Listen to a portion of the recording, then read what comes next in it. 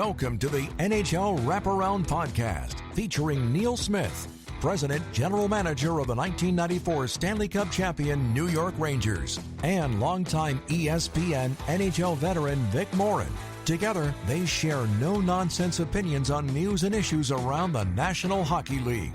Whether you're a casual or diehard fan, each episode of NHL Wraparound will leave you more informed.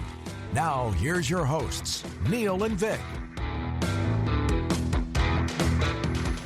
Welcome to NHL Wraparound Stanley Cup Preview Second Round, brought to you by UBS Financial Services, Inc. Vic Morren, Neil Smith on this May 4th, 2026, and we are going to be joined shortly by Craig Button of TSN to break down not only the second round, but take a look back at how our predictions were in the first round. How you doing?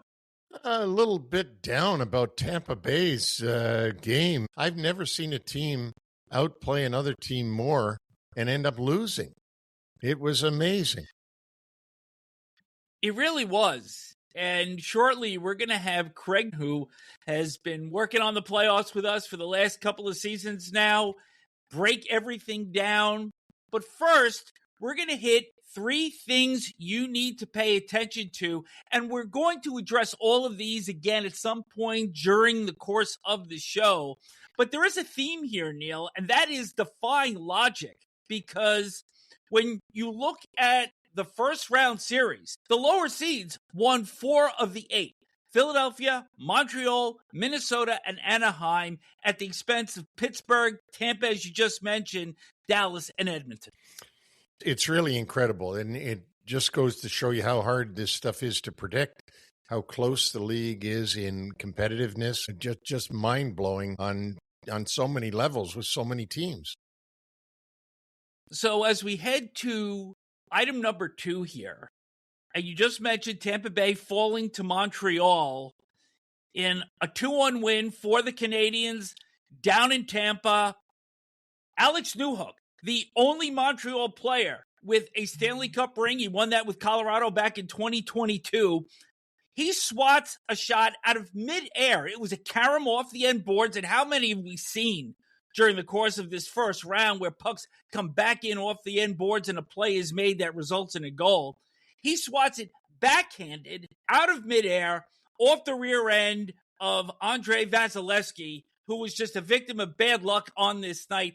That becomes the game-winning goal with 8:53 left. The Habs had 9 shots in this game, none in the second period, and went 27 minutes without a shot on goal between late in the first and early in the third period. Incredible. Like, how many games do you see where you go a whole period and one team doesn't get a shot?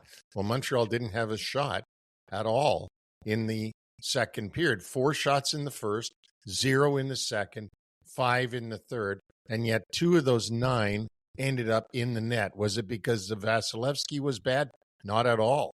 It was because the luck just went the Habs' way last night in Tampa Bay, and it certainly didn't go the way of the Lightning, or perhaps Dubas had luck on his side.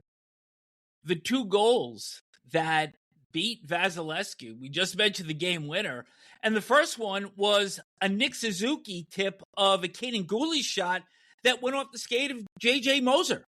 Yeah, so there's nothing Vasilevsky could do about that. It was a double tip, first of all, off of, as you said, off of the captain, Suzuki's stick, but then hit his own defenseman. It would have gone wide if Moser wasn't there, and it hit Moser's leg or skate and went in.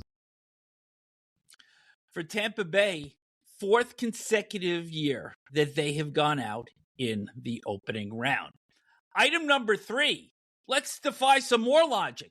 The number 1 and number 4 teams in the NHL during the course of the regular season in goals against average managed to author a 9-6 opening game verdict that went the way of the Colorado Avalanche. 14 different goal scorers in this game. Only Cale Makar had multiple goals, obviously with 2 for the Avalanche. 24 players had points in this game, and 8, including 7 on the Avalanche, with multiple point games. This was just an absolute track meet that made no sense. Well, no, it didn't make any sense at all, especially because last night's games on TV that you could watch were this snarl fest in Tampa where no shots and two lucky goals and one goal for the Tampa Bay Lightning. Then you turn on, your head is spinning around like you're in The Exorcist watching 15 goals go in between the Colorado Avalanche and the Minnesota Wild. And that's what it was. It was wild.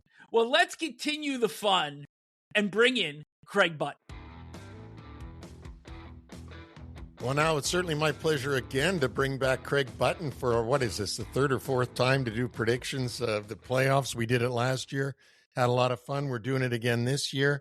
Craig, I know we're going to go over the standings a little bit later on, but just a tip of the hat to you for being the front runner right now. Yeah, I'm a front runner, but that's only because you guys are back runners. So yeah, the company you keep might make you look a little bit better, right? It's funny, and Neil, you know Les Jackson very well, and he always used to talk about predictions.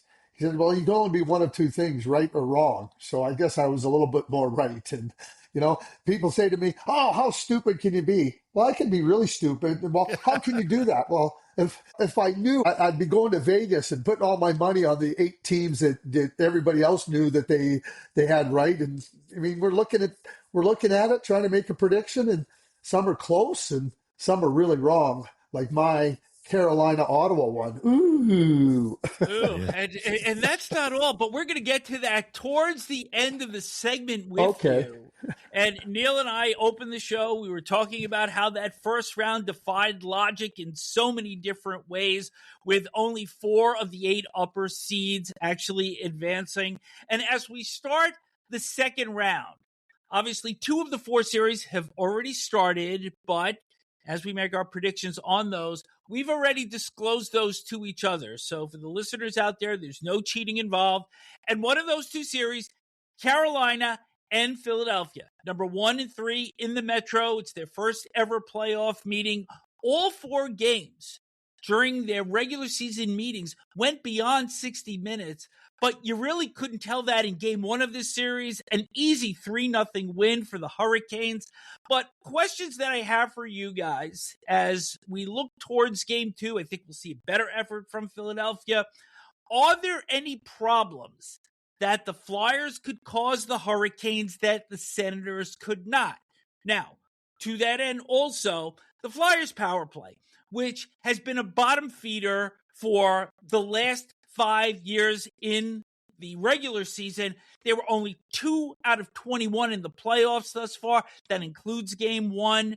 And third area to discuss, is Carolina this good, or is the opposition that they have faced thus far that soft? And we can include Freddie Anderson in this discussion if you wish.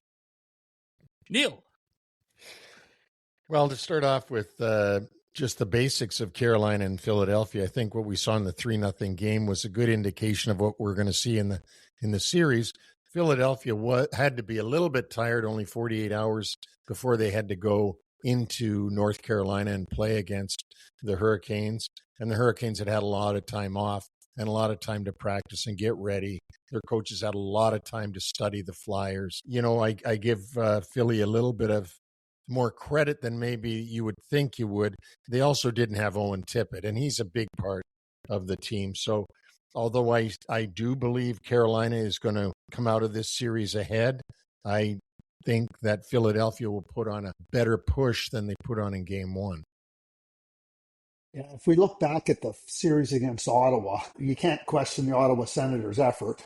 You can't question their goaltending. You can't question their defensive play because it was really, really good. Freddie Anderson was excellent. And certainly when you give up 5 goals in 4 games, and they've only given up 5 now with the first game of that, this is a team that's functioning. So they're playing a team that isn't as good defensively as Ottawa. They're talking about Carolina, whose power play isn't as good as Ottawa, and Ottawa had all kinds of challenges. Carolina right now, the way Rod Brindamore has them playing, it's a commitment. It's a commitment that requires, as an opponent, an ability to get them unsettled, to get them on their heels. Your friend Neil, Bob Gainey, my friend Bob Gainey, he sent me a note. He said, Carolina looks like a team that's going to be really difficult to beat 4 times. They just smother you. And it's 1, 2, 3, 4 up front, and it's the defense that play. And, Freddie Anderson's playing good.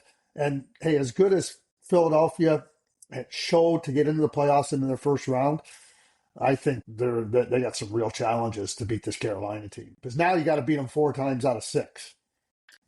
Craig, is there anything that the Flyers can do that is different from what Ottawa tried to try to contain the way Carolina attacks? It's not just the way they attack, Vic, in my view. It's also the way they defend. And it's pressure. They are on you everywhere all the time. And what Ottawa couldn't do, well, they couldn't do it for any sustained period of time, was make plays quick and expose that pressure. I don't think Philadelphia can do it either. Neil, to me, this Carolina team looks a lot like the first-year Vegas club under Gerard Gallant, where they pressured you hard in all 3 zones. But not only did they pressure, but they were disciplined also, and you never saw them caught out of position. No, they're a very disciplined team. I mean, extremely disciplined. The depth that they have now with these young guys, with Stankoven and Blake coming through so well for them on that line, is really incredible. Because when you think of the Hurricanes, what do you think of? You think of Jarvis and Aho and their star players. And it's been Stankoven and Blake and others that have come through for them. I think like you guys do. I mean, we can only say what we see, and what we see is really good from this team. Now, their Achilles heel has always been, let's face it, and it's usually in the 3rd round, and we're only in the 2nd, has been goaltending. And are they going to get good enough goaltending to be able to win? Right now, they're getting good enough goaltending. At the other end, they got Dan Vladar. He's a real good goaltender, too, a big guy, has played really well for the Flyers. The only thing that I see the Flyers can do to cause problems for the Hurricanes is if the Hurricanes allow themselves to get sucked into the nonsense. And that's what Philadelphia will try to do. They'll try to cause them to get into the nonsense. I don't think they're going to do it, judged on how they were disciplined in game 1. But you can be sure the guy like Hathaway is going to try to get you to, be undisciplined.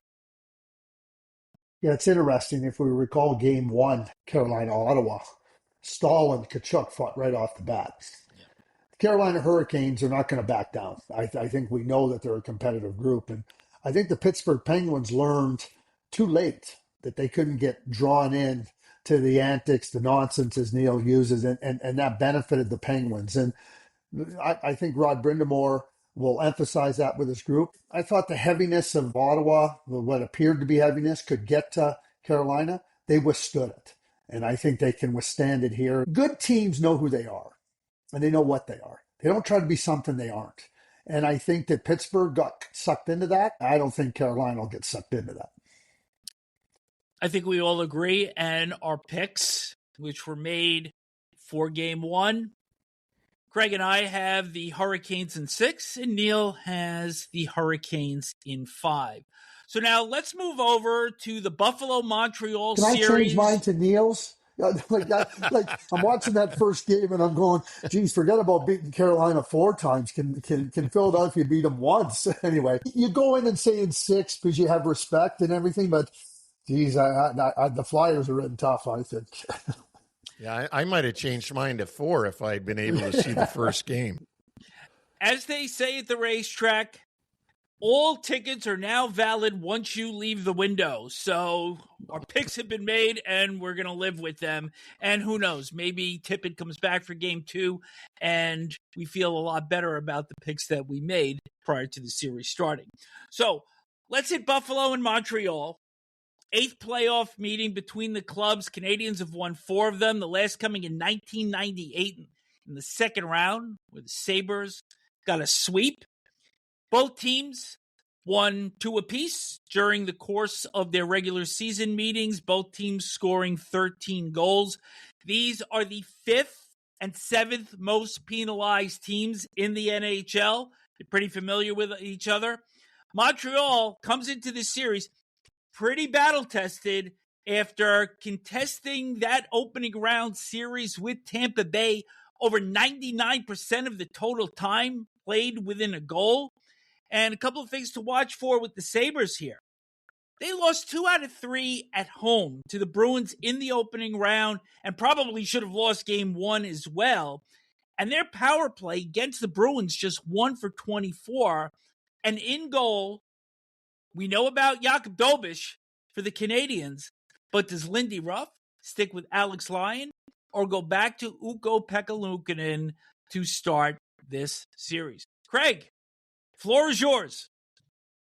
Well, Jakob Dobish was simply outstanding versus the Tampa Bay Lightning. There's simply no question about it. And as great as Vasilevsky is, he wasn't up to the standard that Dobish provided for the Montreal Canadiens. And, Alex Lyon seems to be the guy for the Buffalo Sabres. He seems to be the guy that Lindy has more confidence in right now. And it's not that UPL is somebody that they don't believe in, but you get to this point, who do you trust? Who do you feel can get in there and handle all the stresses and the pressures? And you're right, it battle tested. Montreal is battle tested. I mean, that division, when you think about Buffalo, Montreal, Tampa Bay, all within one another. I thought Tampa Bay, Montreal was a pick 'em.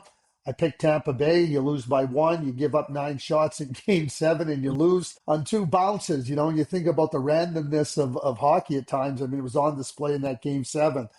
1 for 24 really surprises me. But that is a problem because Montreal's penalty killing has been so good. Montreal's penalty killing has been really good. And, that improved. It feels to me like Buffalo should have a leg up on Montreal. But there's something about Montreal right now that just feels like it feels like 19. I'm not going to say 93. It might feel a little bit earlier than that when they didn't get to the Stanley Cup final. But it feels like Montreal's got a lot going. They got Dobson back now. They withstood the absence of Dobson for the majority of that playoff series versus Tampa Bay. And I think that when you draw the confidence from your goaltender that Montreal does, it can be 1-1, it can be 0-0. You just never feel that the other team's going to get the goal. And that becomes, I think, intimidating. So without saying who I'm going to pick right now, Montreal just won 3 games in Tampa Bay. You just pointed out, Vic, the Buffalo lost 2 at home. Buffalo's going to have their hands full with the Montreal Canadiens. Smith? I think that pretty much could echo exactly what Craig said. I think that the power play or lack thereof for Buffalo is a real problem for them. They got to get those guys, Dahlin and Thompson and Tuck. These guys have got to capitalize on power plays. That's what playoffs is. It's special teams. I worry about the Buffalo Sabres and the goaltending, as you just discussed, Craig. I think you're bang on. I think Lindy does favor right now Lyon, and he probably should from the way he's playing. Dobish, if he keeps playing the way he's been playing against Tampa, you might want to call Montreal in 4. I mean, he has played so well. But Yep. On the other side of the coin, I sat last night in pure misery because I wanted to get my pick right on the NHL Wraparound podcast predictions.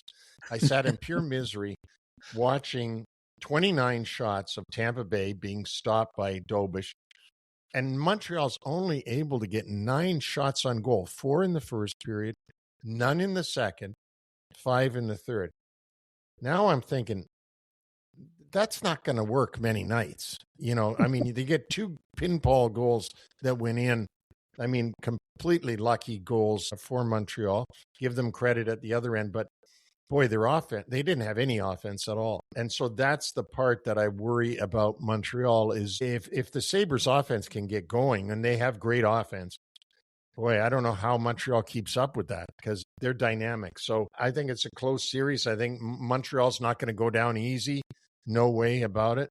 But the Sabres, they're a good team. They've got a lot of talent on that team. And I'll just repeat myself. I think that the power play is a big question mark, and the goaltending is a question mark for them. I think on Montreal's side, they got to get some offense going. They got to get some pucks on the net and create some things. They can't depend on pucks going in off the other team's defenseman and off the other team's goaltender's rear end. They got to create offense. Pick? Montreal Canadiens have been around for over 100 years. It was the first playoff game in their history that they went a period without scoring a goal. No team had ever won a playoff game getting 9 shots or less either. They defied all the odds in that game 7. And Neil, the other part that I think about Buffalo has a way more dynamic and impactful blue line, led by Rasmus Dahlin. And, Hedman has not been 100% this year. He's missed. And I think John Cooper did a great job with that blue line. And you look at where the threat can come from Buffalo and really put pressure on Montreal. I think it's that Byram. He plays the game on his toes. Samuelson and Power have been excellent. And I think that blue line can cause a lot of problems for Montreal from an offensive standpoint, like the way that they can create offense. And listen, Montreal's got a great story going. We know what it all means, but I guess I'll put my stake in the ground here. I'm going to pick Buffalo, and I'm going to the chicken coop, and I'm going 7. All right, Colonel Sanders, what do you got? I'm right in there with him. I've got an egg underneath me, and I'm sitting on it right now. And I'm going Buffalo in 7 as well. The two of you are unbelievable. I think in this series that we're going to see a lot more from the Canadiens' top line of Nick Suzuki, Cole Caulfield, and Juraj Slafkovsky. And I like the magic that's going on right now. As I said, I didn't like the way Buffalo played at home. I think Montreal can grab at least one game there. I'm taking them in 6.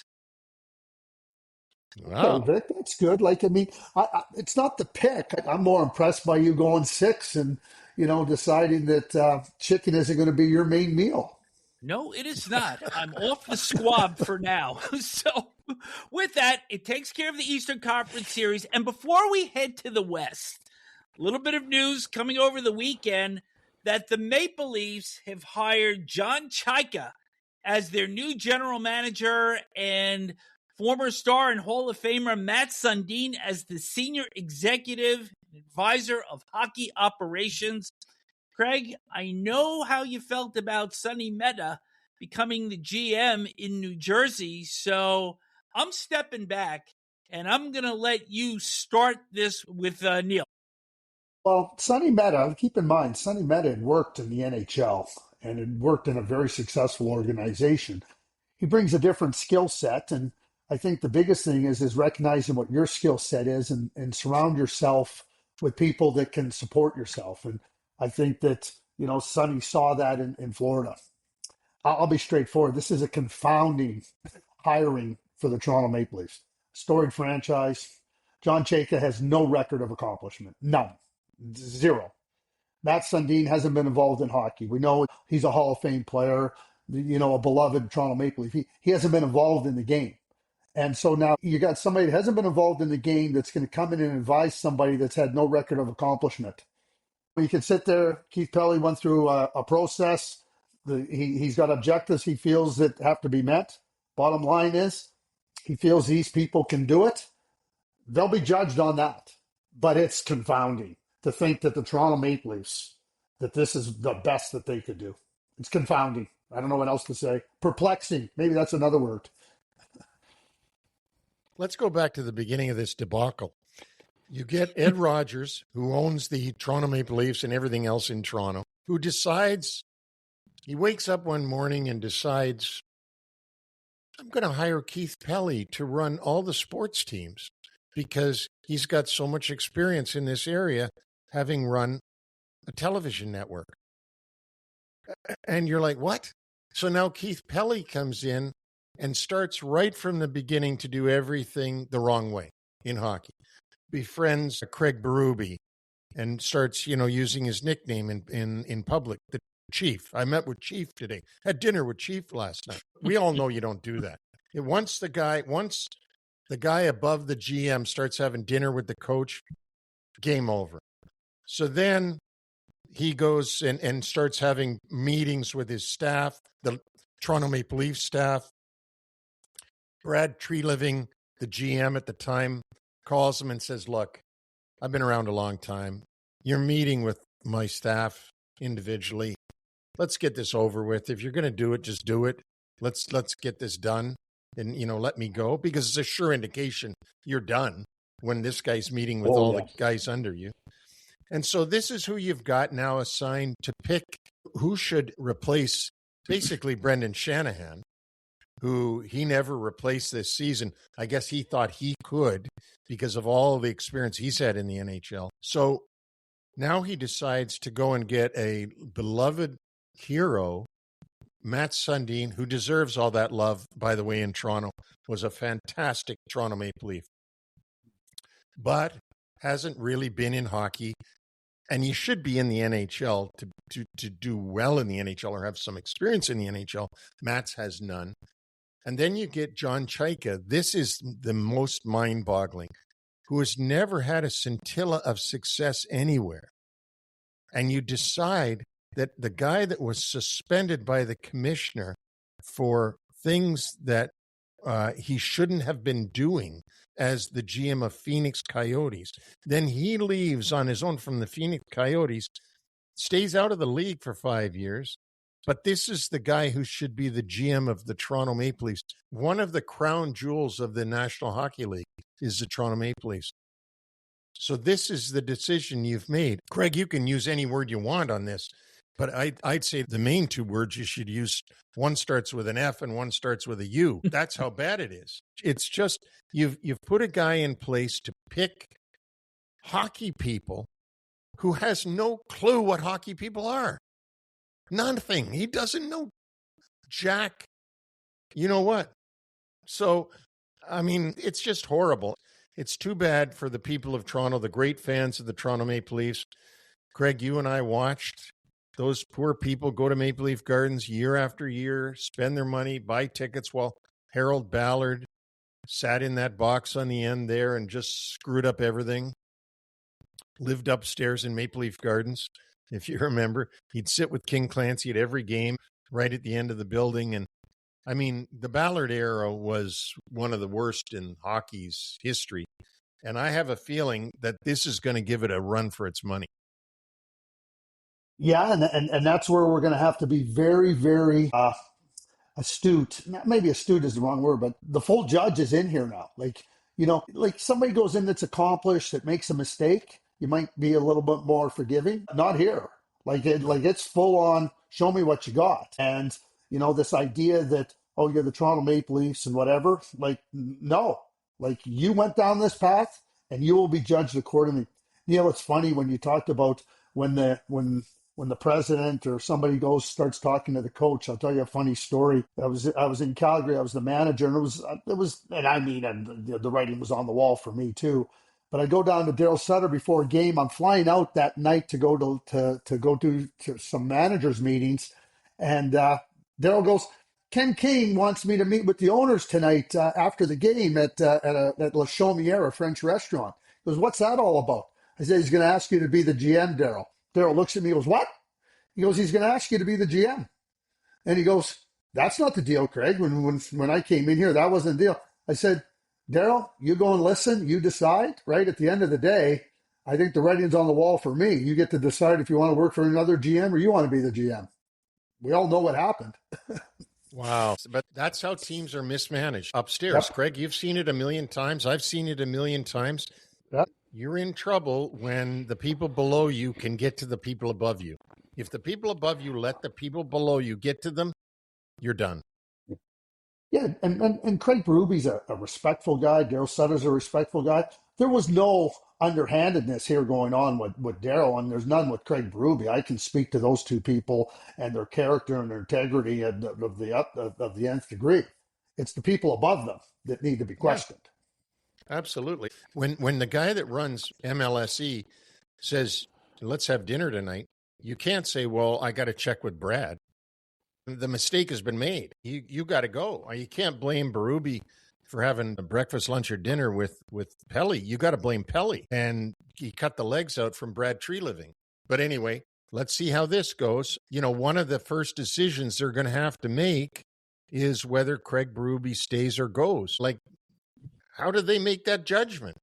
I don't know, but that's going to be their main decision as soon as they get there. And remember, didn't Pelly say that the next GM will be able to recommend to us what he thinks should be done with Craig Berube. Recommend to us what should be done. Not tell us what he's doing. Recommend to us what he thinks should be done. Yeah, it's backwards. And the other part of this too is that he talks about foundational pieces. Okay, so you have two good players. Yeah. Three.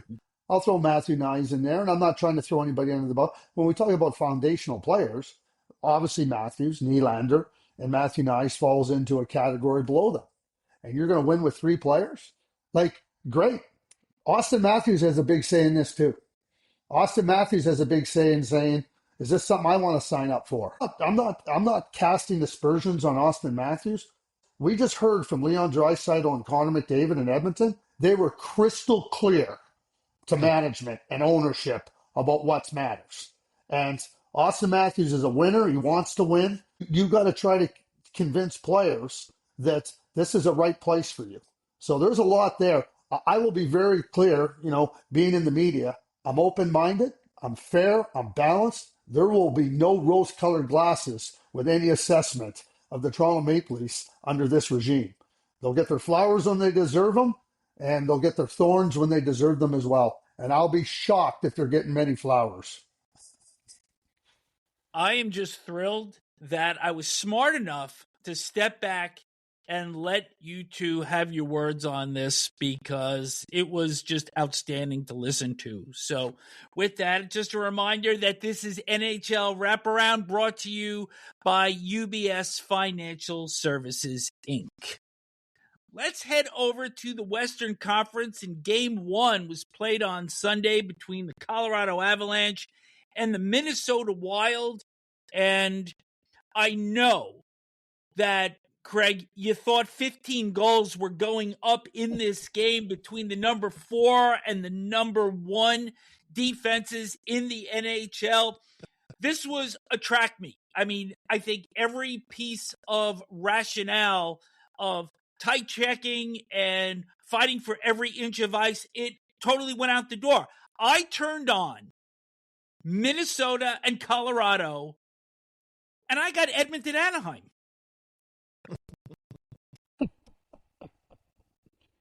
You know what's amazing? Here's what I always find amazing, and I do. I find it absolutely amazing. And coaches will tell you this, and they spend an inordinate amount of time drafting a game plan and having their pregame meetings, telling the players what they got to do. And I would like to know when Jared Bednar and John Hines realized that their best work needed to be just absolutely abandoned. Because, and a good coach says, okay, this is the way it's going to be. Okay, this is what we're going to have to do. I mean, it's 3-0. You go, uh-oh, this is looking like it could get ugly for the Minnesota Wild. And then all of a sudden it's 3-2, 3-3. Quinn Hughes makes it 4-3, and you're like, what the, well, 4-4. It was 4-3 and then 4-4. And you go, what the hell's going on here? I'd like to tell you that you can predict these things. You can't. It'll be interesting to watch Game 2, because we know that the Colorado Avalanche have a lot of firepower. I mean, LA scored 5 goals in 4 games. The Minnesota Wild scored 6 and couldn't win. Is this more about the Avalanche saying, okay, if we can't score a lot, you're not going to score a lot. But if we're not as good defensively, good luck, because we're going to score a lot. Like it's almost a scary, scary setting, a scary, scary message by the Colorado Avalanche. Any way you want to play, we'll play that way, and we'll win. A couple of points here, though, is that both teams did start this series with injuries. And for the Wild, Joel Eriksson-Ek, who is one of their top forwards with both sides of the puck, and Jonas Brodin and Josh Manson missing for Colorado. But I think a couple of questions out here is, can Minnesota really play with them 5-on-5 throughout the balance of this series? And something that I believe that the Avalanche exploited in Game 1, a lot of shots up high on Jesper Wallstedt. And is this now a time for John Hines to switch over to Philip Gustafsson? And that's what I'm wondering, too. Does Wallstedt, the rookie, continue to be the starter for the Minnesota Wild, or does Hines go back to Gustafsson, who is anointed as the number 1 goalie there? Mm-hmm. It's just that Wallstedt has played so well that Hines has sort of made him for the time being 1A. It's very interesting, and it's gonna continue that way. I think Eriksson Ek is a big loss in Game 1 for Minnesota. I don't think they can have many losses of offensive players and still be able to keep up with the Colorado Avalanche. The Avs have so much firepower, but I do know that you will see both these clubs make adjustments in the days in between Game 1 and Game 2. And you'll probably see something like a 3-2 game or a 2-1 game or something like that in Game 2 because of the adjustments of both these coaches. And they're both great coaches, by the way. Hines has done a terrific job in Minnesota. And, Bednar, what more can you say? I mean, he should be up for the Jack Adams almost every year. But I do think Colorado is what Colorado is. They're the President's Trophy winners. And Minnesota is going to try to upend them, of which they couldn't do it in Game 1. But I'm not sure Game 1 is going to be a true indication of the way the rest of the series is going to go. Yeah, in the meetings between games 1 and 2, there's going to be that emphasis. We got to be a little bit better. Both teams are going to be saying that, to Neil's point. One of the things, you lose Jonas Brodin, and that's a huge loss because defensively, Quinn Hughes plays almost 30 minutes. And Quinn Hughes is fantastic. We know what a fantastic player he is. But when you're asking Quinn Hughes to play that many minutes, there's going to be stress on him. And one of the things that I see with the Colorado Avalanche, they're deep. They're deep. They're deep with speed. They're deep with skill. That's why they can win like they did in that game. But they can also check. DJ Smith talked about how well they were committed to playing defense. And I think when you're the best defensive team in the league during the regular season, you know what it takes. And I just think the stresses that Colorado, Jonas Brodin is not available for Game 2, according to the Wild. I think that the stresses that the Colorado Avalanche can apply, and yeah, you can keep throwing Quinn Hughes out there, and he's going to perform. But all you're trying to do is protect your other defensemen that are going to have the challenges, and I think that'll become a big challenge. The other question, Vic, I don't think there's any question Philip Gustafsson goes into the net for Game 2. Yep. I think he has to go in the net for Game 2 just to change the feeling around the team. And because when you put up 8, the ninth goal was an empty net goal. When you put up 8 on a guy, like you can't keep going back to the well there. The number of goals that went in on Wallstead, just not good enough. And you got to change it just for change's sake, I think. And Gustafsson's capable. I'm going to give our picks here, because we've already exchanged those with each other. And I'll give mine first. And one of the things that I have been touting the entire season is how well the Avs will defend when it starts to get deeper in the playoffs. And I thought that they did a good job against the LA Kings. I think the Kings played them stiff, and I thought that the Avs met them and were equal, if not better, on the defensive side of the puck. I wasn't impressed with what I saw last night, obviously from either team. And I do believe that Minnesota can take a game in Colorado, bring it home, win the games there in front of their home crowd. I'm going to take the Wild in 6. Now, Craig, you have the Avs in 6. And, of course, we know that Neil took the Avs also. Ho-hum took them in 7. So, you're unbelievable, I mean, I don't even know why I do this with you anymore. Last series, and this one has kind of gotten a little bit hidden here, that the Vegas Golden Knights, first in the Pacific, play the Anaheim Ducks, who were third. This is their first ever playoff meeting, and the Ducks won all 3 games during the course of the regular season, 2 of them in overtime. Things to note here: Anaheim power play 50% in the opening round against the Edmonton Oilers, and the Vegas penalty killing 15 of 16 against the Utah Mammoth. So let's weigh a couple of matchups here. Vegas experience versus Anaheim's youth and experience combo. Can Vegas be disciplined enough not to chase the Ducks' speed? And then you've got the goaltenders, Carter Hart versus Lucas Dostal, and 2 of the most accomplished coaches in NHL history, in Joel Kenville and John Tortorella. Neil, you first.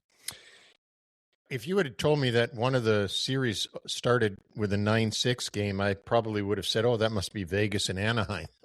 Because the one thing we know about Anaheim is they can score. And the one thing that I think Vegas has shown pre-John Tortorella mostly was that they can be very undisciplined. You never know what you're going to get. They've been way more disciplined with John Tortorella there than I think that they were previously. You know, it's going to be an interesting one. I think Vegas has the more experienced team, obviously, but Anaheim can surprise you. And like you said, 50% on the power play versus Edmonton. Was it that Edmonton was that bad on the penalty kill, or was it that Anaheim was that good? John Tortorella has a lot of confidence in Carter Hart. He knew him in Philadelphia and has carried that through to Vegas and has anointed him as the number one guy. And that must be giving Carter Hart all kinds of confidence. Also, he wants to stick it to a lot of people, I'm sure, that were doubting him when he went through all that he went through with the problems they had in London, Ontario. Joel Kenville is a great coach, but, you know, you have the players you have. And I don't think Vegas will chase the Ducks around. I don't. Vegas will play their own game. Mitch Marner has shown, much to the dismay of the Toronto Maple Leaf fans, that he can play well in the playoffs. He was outstanding in the first round. And Jack Eichel is an awesome, outstanding force for them. And then they've got so many others. Dorofeev. This is going to be tough for Anaheim. I think they caught the right opponent in the first round by getting Edmonton. And I'm not sure that they're a better team than Edmonton. In fact, I don't think they are. They just caught Edmonton at the right time. Yeah, it's interesting when you position it that way, catching the right team. And, you know, the first round so much is about getting comfortable with your team when your opponent, and for the Vegas Golden Knights, Utah, were trying to push them. Like the Edmonton Oilers couldn't adapt to what the Anaheim Ducks, and they're out. But the Vegas Golden Knights, who are a good defensive team during the regular season, had a lot of elements. Their goaltending was so bad. And now Carter Hart's back in there. They have some confidence. And when you get to the second round and you got your game rooted again, I think that gives you confidence. And the Vegas Golden Knights defensively, way better than the Edmonton Oilers, way better. The Edmonton Oilers had to try to find it and prove that they could play defense. That's not the case with the Vegas Golden Knights. The offense is good. Anaheim is going to try to push the pace. I thought that at times Utah showed really well that they could play at a high tempo and a high pace. And at times it looked like Vegas was trying to keep up with it. But their discipline and their understanding of what it takes to find a way to get yourself just like tethered to a good defensive game and not chase it, I think that works to Vegas's advantage. And certainly you can't expect the power play to be 50%. And you're playing against a good penalty killing team. So the things that you think could work against Vegas, I don't think they show up in this series. I don't think. And as good as Joel coaches, as good as John, I think Vegas has found their footing. I think Vegas has found a way to get back to the things that they know can help them be successful. And I'm taking Vegas in 6. Neil? Vic, what about you? I'm taking Vegas in 6. Wow. All right, who are you taking in 7?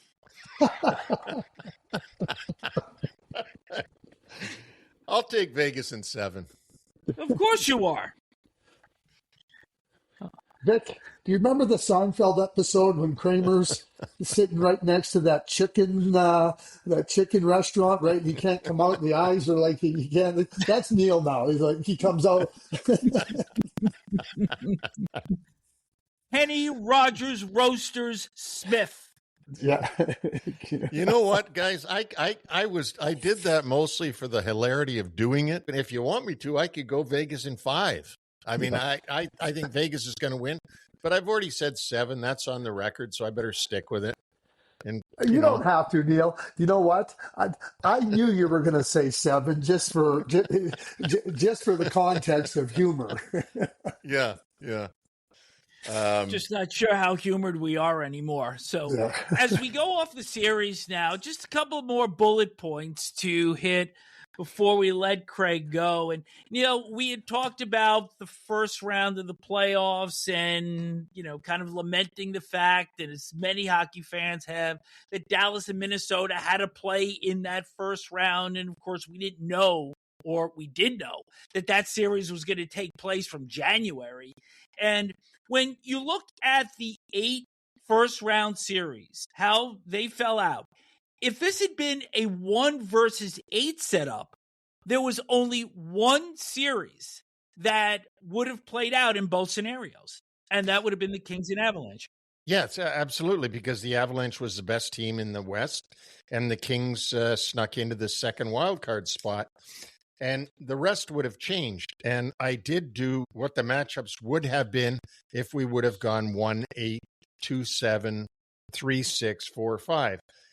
And Craig, we lived in that era. Well, so did Vic, of course. But I mean, you and I worked in that era of when it was more of fair competition. Everything was about competition in the old days. I mean, when I was with the Islanders, I think we went 1-16, 2-15, 3-14. Yeah, and 2 years of that. Yeah, and the argument was well, we had some horrible matchups then because you had teams that barely should have been in the playoffs and they were in, and it was embarrassing. And I said to the person who made that argument to me, I said, yeah, that's because you only had 21 teams. I mean, now you have 32 teams, and the top 50% of those 32 are pretty even. There's not a huge discrepancy. Now, one could say Colorado, LA. Well, yeah, they are. That's why we say 1-versus-8 would have been that. But what I don't like about this situation is, and we get it every year. Now, this year, we're complaining about Minnesota and Dallas. Maybe some people are complaining about Tampa and Montreal that live in Florida today. But we used to complain about Toronto. Toronto or Boston is going to go out in the first round, or Toronto or Florida is going to go out in the first round, or Tampa or Florida is going to go out in the first round. And it always seems like a team that worked their ass off all season to get well over 100 points now has to go home now after only a few games in the playoffs. As competitive guys, and maybe it's unfair to ask you because you've been a GM and you're a competitive guy and you'd want it to be strongest versus weakest, I guess. But I know Gary Bettman and his people love this setup. I don't like it. So philosophically, I go back to philosophically. I don't like it philosophically because in what tournament play do you want 2 of your best teams to be eliminated in the first round? The NCAA March Madness, it's 1-16, 2-15, 3-14, so that they can get their best teams playing deeper in the tournament. I listen, Gary is very right. The first round is exciting. But there's no evidence to the contrary that it wouldn't be just as exciting if you went 1-8, 2-7, et cetera, in each of the I don't need a whole league 1-16. I think it should stay in the conference. But philosophically, if you went and said, hey, listen, we're going to set up a tournament and we're going to have the second and third seeds play in the first round, somebody would go to you, why are you doing that? And I don't buy the argument 1 second that, oh, yeah, this is really good for TV. I don't care where you're at in the first round, TV is going to be good. And the fans that get zeroed in on their team are going to be watching their team. And when you get to the second round, the teams that are playing, they're going to be watching their team. Toronto's not in the playoffs. Nobody, once Toronto get knocked out of the playoffs, nobody in Toronto watches the playoffs. For the most part, their Leafs are out. They get on to other things. That's what markets do. That's how sports work. And, oh, yeah, well, we have the highest rated. Look what happens when the Yankees and the Dodgers play. We have 2 of the biggest markets in North America. No kidding, you're going to have big numbers. So to me, on a philosophical basis, that is where it's wrong. And there's zero evidence to the contrary. Neil, you know this, and I'll spill the beans right here. A lot of this comes about because owners talk about travel costs in the playoffs. And, okay, if we keep it like within our division or keep it within this is how it'll cut down the thing. Wait, we got $billion franchises and we're worried about spending an extra $100,000? Come on. Philosophically, It's wrong. And Vic and Craig, I want to just run this by you now. Here's the way the matchups would have been if we'd done 1-8 8-7. In the East, Carolina versus Philadelphia, Buffalo versus Pittsburgh, Tampa versus Ottawa, and Montreal versus Boston. In the West, it would have been Colorado, LA, which is what it was. It would have been Dallas versus Anaheim. It would have been Minnesota versus Utah, and it would have been Vegas and Edmonton. Now, we can guess at what would have happened had that happened. I believe that a lot of the same teams that got knocked out in the first round would maybe have still got knocked out. But would Dallas, for example, I can't picture them being knocked out by Anaheim. I just can't. I know Anaheim knocked out Edmonton, but I think you're talking about a whole different thing when you talk about Dallas than talk about Edmonton this year. Tampa is gone, and they would have played Ottawa.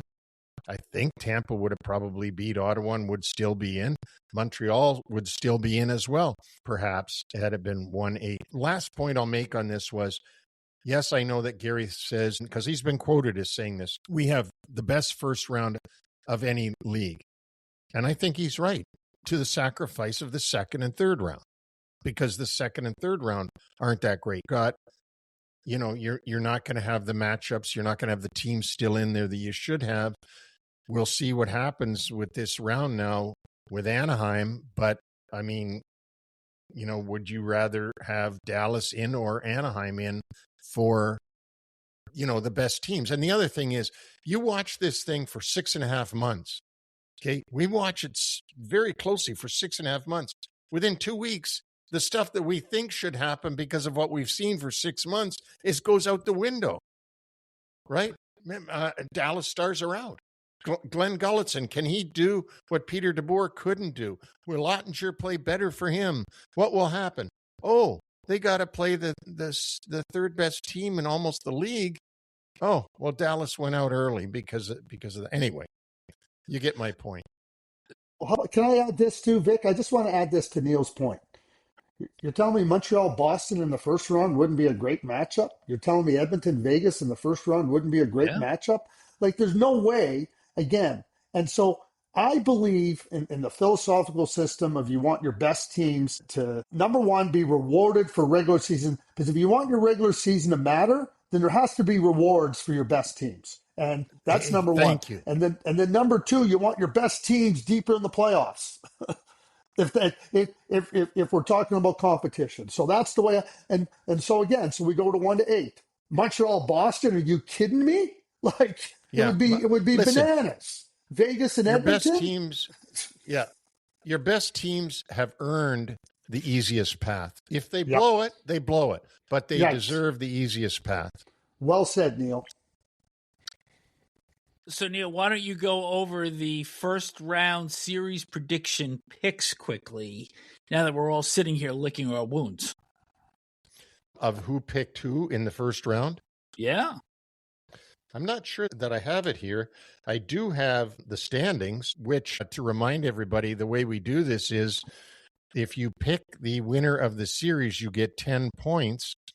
However, for every game in number of games that the series takes, for you're wrong, for example, if you pick a team to win in 7 and they win in 4, you lose 3 points because it was much more one-sided than you said it would be.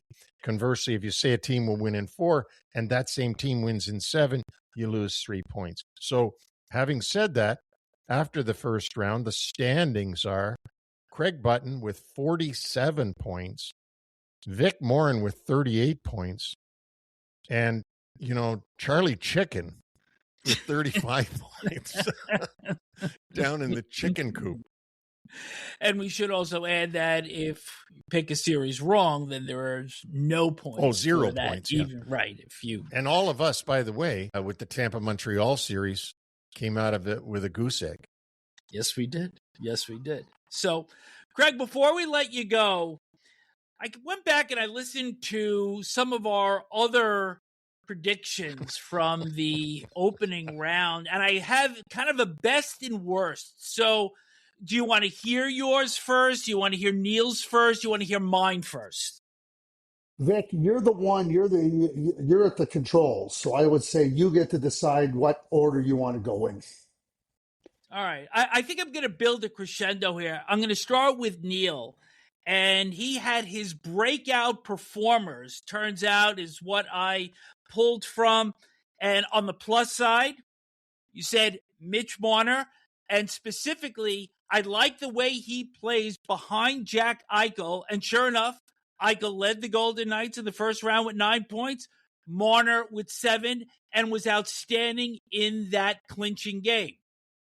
Downside, Stu Skinner, 0-3, and you had specifically said, I think he's going to stick his tongue out at the Edmonton Oilers. Oops. So, there you go. I have to be fair to Neil here on Stu Skinner. The first 2 games, both losses for the Pittsburgh Penguins, if it wasn't for Stu Skinner, they would have been blowout losses. He was fabulous in those 2 losses in games 1 and 2. Not so great in game 3 as we saw, but in games 1 and 2, in fairness, the Edmonton Oilers were thinking at that point in time, Stu Skinner would have been okay for us. Thank you. Well, that's a good transition. So, Greg, I'm going to do you next. And I looked at the player that you felt was under the most pressure coming into the playoffs, and you said Connor Ingram, and was clearly unable to deliver with a 3.86 goals against average, .876 save percentage. And I think this was a good assessment by you, because not only did he not stop the necessary number of pucks, but his body language wasn't good. It looked like he lost his net a lot of times, and I think that was a really good call by you. Well, thank you. And the reason I said the pressure, everything that Edmonton talked about was goaltending. They made a horrific trade for Tristan Jarry, and they had to turn to a guy that was in the minors and only came up because Tristan Jarry got hurt. And we know what McDavid and Draisaitl feel. So, I mean, to me, it wasn't about winning a first-round series. It was about trying to improve on what they'd done the last 2 years. Just nothing. Hey, listen, those numbers are not even American Hockey League quality. Yeah. Well, I'll tell you what else was not American Hockey League quality, and it was actually your prediction on that series. Neil, correct me if I'm wrong here. Greg said, like curling, is it okay to shake hands with your opponent after losing the third game? You picked Edmonton in 3. I did. I really thought that this series was set up perfectly for Edmonton. I really did. So I was right about the pressure and the guy not being able to live up to it. And boy, was I wrong on that. It just felt like Edmonton had everything set up perfectly for them in that first round matchup. But hey, give the Ducks lots of credit. Leo Carlsson is a superstar. Jackson Lacone's a superstar. They got a lot of talent out there in Anaheim. And Gauthier. Yeah, Gauthier. Hey, they made the Edmonton Oilers look pedestrian. Well, to that end, I'm going to continue on, and I'm going to pump my tires before throwing myself under the bus. So my positive here was I did make mention of the potential impact that Jay Woodcroft would have on Joe Quenneville's staff working with the special teams, and that Anaheim power play was 50% in the first round. So I'm going to pat myself on the back there. But on the downside, I did have Tim Stützle as my breakout player. And even though he had 475,000 chances in those 4 games, came out with 1 assist. But the other one, and Craig, I have to credit you with this one, is I picked the Dallas Stars because I stuck with them the entire way during the course of the regular season and win the Stanley Cup. I picked them back in October. I stuck with it. And you said, remember Zsa Zsa Gabor, that she had like 8 wives, or 8 husbands rather, and it was actually 9. And you said, Vic, it's okay. You can change. Well, of course I didn't. And the Stars are going home, and my final of Dallas and Tampa has gone away. So there I am with tire tracks on my back from being under the bus. We all have tire tracks on our backs, Vic. Back Yeah, to how do I we opened ever? this up. You only be one of two things, right or wrong. And when you're wrong, some of those tire tracks show up a lot more. You know, there's two types of bayonet fighters: the quick and the dead. There we go. I'm going to use that line.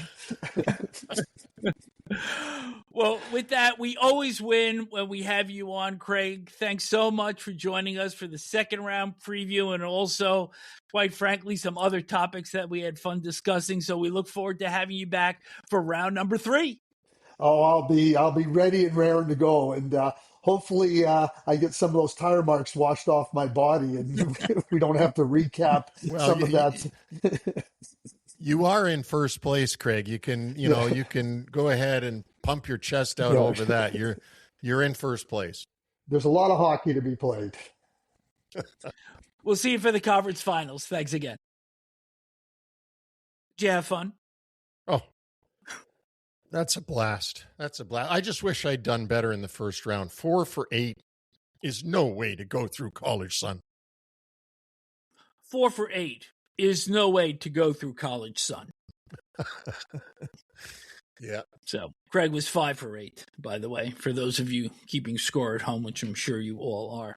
Scheduled for the next 3 nights. Monday, 2 games on ESPN, Philadelphia and Carolina, game 2. The Hurricanes with that 1-0 series lead. And Anaheim and Vegas will open at 9:30. On Tuesday, only a single game, that on ESPN, 8 o'clock. And the Minnesota Wild will try to even their series with the Avalanche, with the Avs taking that first game by a 9-6 score. And then coverage switches over to TNT on Wednesday. Montreal and Buffalo start their series at 7 o'clock Eastern, and that will be followed by the Ducks and Golden Knights game 2 at 9:30. Now, we're going to continue the fun, Vic, because we're going to have even more fun, because we're going to be back tomorrow with Stanley Cup Day. So there's no reason why you and I can't say today who we think will win tonight and then make fun of us tomorrow. All right, well, why don't you make tonight's picks? Okay, these are difficult ones. Philadelphia, Carolina. Believe it or not, I'm going with Carolina. Yeah, real shock factor there. And then in the Anaheim at Vegas, I think I got to go Vegas. I'm in alignment with you there. So no surprises really coming to anybody. Before we go, want to send best wishes to my mom, Doris, who is celebrating her 90th birthday today. And, we've talked so much about your mom, Marg, and how she got you into hockey, and she was a player herself in Winnipeg. But I got to tell you a little bit about my mom, because she saw Rocket Richard and Gordie Howe before you were born, and Bobby Hull afterwards. And she's got great recollections of coming home and sitting in front of the TV and watching games on Saturday afternoon. So want to send a shout out to her today. Love ya. Job well done. Reaching the big 9-0. Yeah, that's fantastic. Happy birthday, Doris. My mom has got a few years on you. She'd be 107 this year, but she went all the way back. She saw Cecil Page pitch. Wow. That's how far back she goes. Great stuff. Great stuff. All right, that ends our show for today. Special thanks to Craig Button for joining us once again for this second round preview. And thanks, as always, to UBS Financial Services, Inc. NHL Wraparound and UBS Financial Services, Inc. are not affiliated. UBS Financial Services, Inc. is a sponsor of NHL Wraparound. No other affiliation, relationship, or endorsement is made, suggested, intended, or should be implied or inferred between UBS and NHL Wraparound or any of the individuals or businesses and or their respective products and services appearing in this program. You can reach us individually if you care to. Neil at NHLWraparound.com or Vic at NHLWraparound.com. All of our podcasts and things that we put out there are on all platforms, including Apple, Amazon, iHeart, Spotify, and YouTube. Of course, you can see us as well. Leave a review or subscribe if you're on YouTube. We're running polls all the time on the playoffs on YouTube, and go ahead and put your votes in. You can also find us on X, Instagram, TikTok, at RayD8.tv, and buzzer.com. That's BZZR.com. Our website is NHLWraparound.com. And a note on spring cleanings, which the rest of these will appear as quick takes. We dropped the Ottawa Senators early Monday morning, and we also have the LA Kings, Pittsburgh Penguins, and Dallas Stars coming up this week. Neil and I will be back with Stanley Cup Date on Tuesday, so enjoy the games this evening, and we'll speak with you tomorrow.